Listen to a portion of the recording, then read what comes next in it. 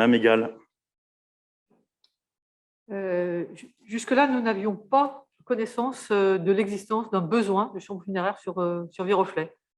D'autre part, généralement, ce type d'établissement est plutôt situé en périphérie, soit de cimetières, soit dans des secteurs un peu isolés.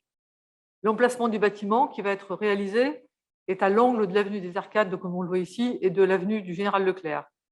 Nous comprenons que le stationnement des véhicules funéraires est prévu pour être à l'intérieur de la structure. À quel endroit se feront les entrées-sorties des véhicules funéraires?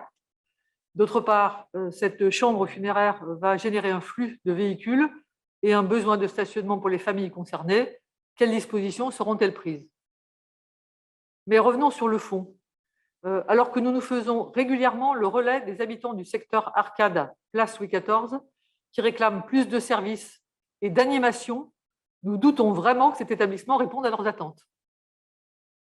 Nous avions bien noté que le PLU avait classé en zone UG l'îlot, dans lequel se trouve le bâtiment en question. Ce classement le préservait de constructions collectives de grande ampleur et laissait la porte ouverte à d'autres initiatives. Dans l'intérêt général, pourquoi la ville n'a-t-elle pas préempté cet emplacement? Elle aurait pu saisir cette opportunité. Alors que le Cocon des familles et le CMPP, par exemple, sont dans un bâtiment non accessible et devraient trouver une autre localisation, que la Croix-Rouge est installée dans un sous-sol, que la ville n'a pas de maison des associations, de ressourcerie, de lieux de rencontre intergénérationnels ou de tiers-lieux, que seules 2 mini-crèches privées existent dans ce secteur, etc. La ville ne s'est pas positionnée et laisse le champ libre à toute initiative privée sans lien direct avec les besoins du quartier.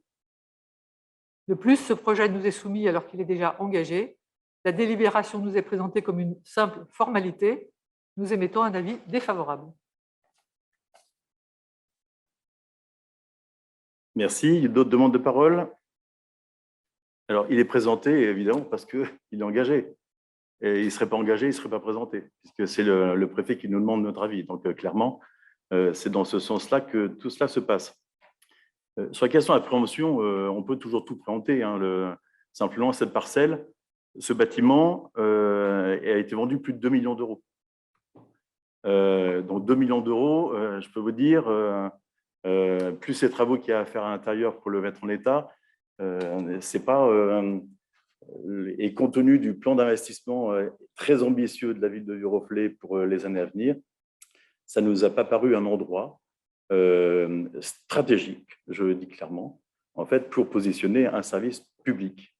Je rappelle aussi que nous avons prévu un programme assez ambitieux, là aussi, sur la Forge 2 pour notre animation personnes âgées, le service d'animation personnes âgées, plus le SIAD et l'IFER des logements, qui est localisé en centre-ville. Nous aurons aussi plus tard l'îlot Germaine Delaunay en bas de la rue Sec qui sera amené à être construit. Peut-être que là, on pourra éventuellement y localiser certains services, pourquoi pas.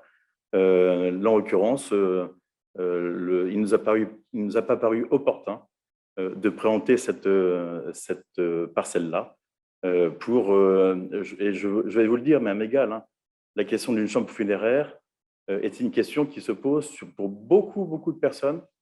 Et la question de la proximité, c'est vrai que le besoin, en fait, il est quasiment jamais exprimé. On n'a pas non plus un besoin de tous les jours de chambre funéraire. Mais lorsqu'on en a besoin, on est bien content de trouver quelque chose qui ne soit pas très loin de chez soi. Je peux vous dire aussi que ça n'est pas un flux continu de véhicules, de personnes qui se regroupent. Ou les salons qui vont exister sont des salons de plutôt petite taille et pour justement des familles qui viennent se recueillir et alors qu'elles n'ont pas de cérémonie en fait la plupart du temps, soit à l'église, soit dans un temple, soit ailleurs.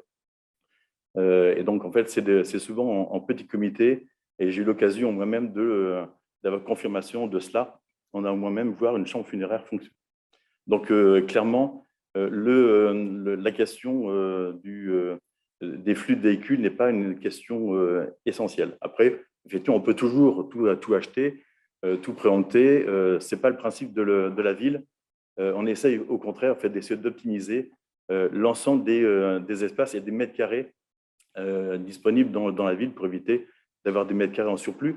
Des mètres carrés à acheter coûtent à la fois à l'achat, mais ils coûtent aussi en fonctionnement. Donc, en fait, c'est aussi une différence qu'on a entre nous, même égale. C'est de d'arriver à optimiser, d'apporter le vrai service et le bon service aux Viroflésiens. Donc, on pense que avec ce qu'on a en stock à l'heure actuelle, le service est tout à fait confortable. Et vous parliez de crèches privées. Il y en a une troisième qui va arriver sur Viroflay, mais nous n'avons pas présenté non plus le terrain en question. Et c'est le terrain de l'ancienne boulangerie Gabriel. C'est une crèche, une mini-crèche qui va venir s'installer sur ce site-là. Et là aussi, en fait, avec des prix de vente tout à fait délirants. Donc, voilà, malheureusement, les moyens de la ville sont limités. Et on doit faire avec. Voilà. Nous passons donc au vote. On sait déjà qu'il y a 3 oppositions. Y a-t-il d'autres oppositions, des abstentions? Je vous remercie. Donc,